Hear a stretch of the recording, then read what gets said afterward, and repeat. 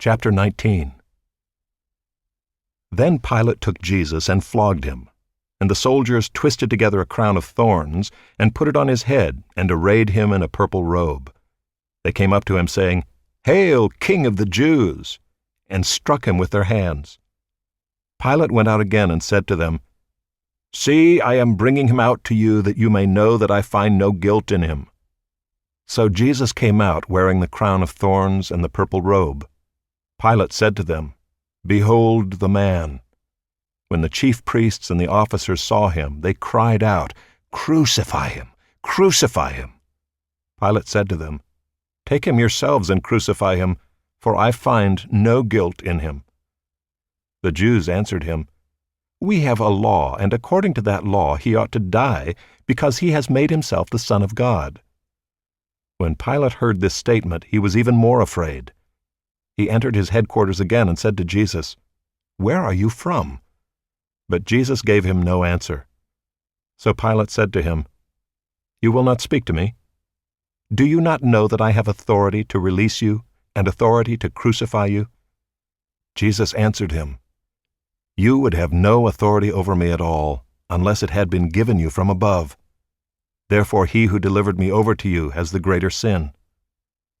From then on, Pilate sought to release him, but the Jews cried out, "If you release this man, you are not Caesar's friend. Everyone who makes himself a king opposes Caesar." So when Pilate heard these words, he brought Jesus out and sat down on the judgment seat at a place called the Stone Pavement, and in Aramaic, Gabbatha. Now it was the day of preparation of the Passover. It was about the 6th hour.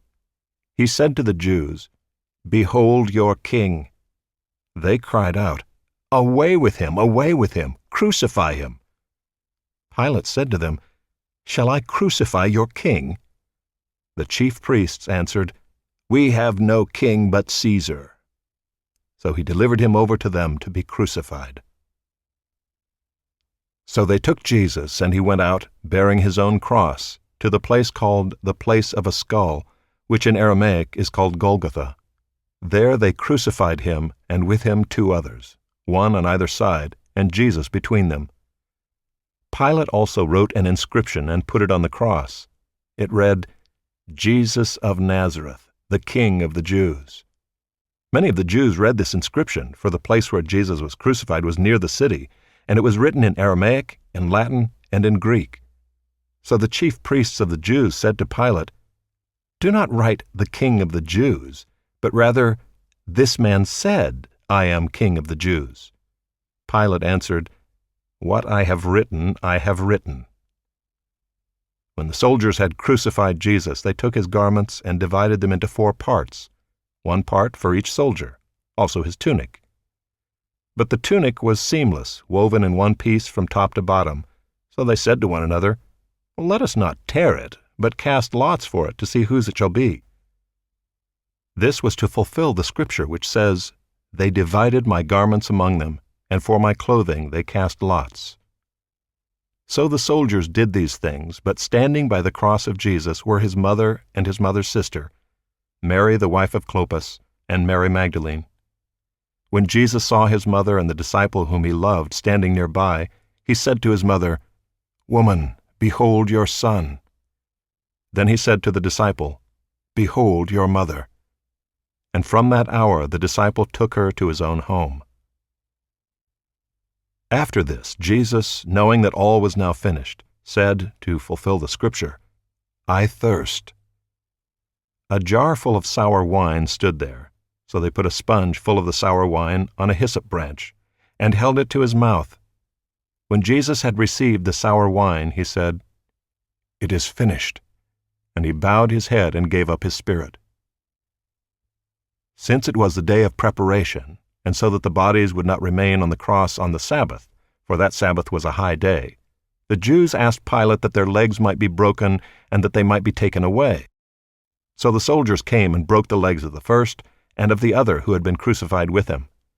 But when they came to Jesus and saw that he was already dead, they did not break his legs. But one of the soldiers pierced his side with a spear, and at once there came out blood and water. He who saw it has borne witness. his testimony is true, and he knows that he is telling the truth, that you also may believe. For these things took place that the Scripture might be fulfilled. Not one of his bones will be broken.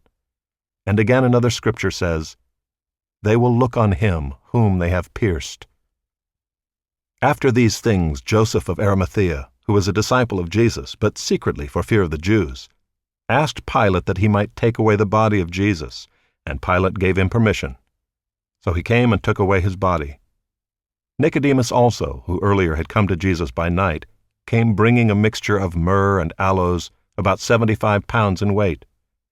So they took the body of Jesus and bound it in linen cloths with the spices, as is the burial custom of the Jews. Now in the place where he was crucified there was a garden, and in the garden a new tomb in which no one had yet been laid. So because of the Jewish day of preparation, since the tomb was close at hand, they laid Jesus there.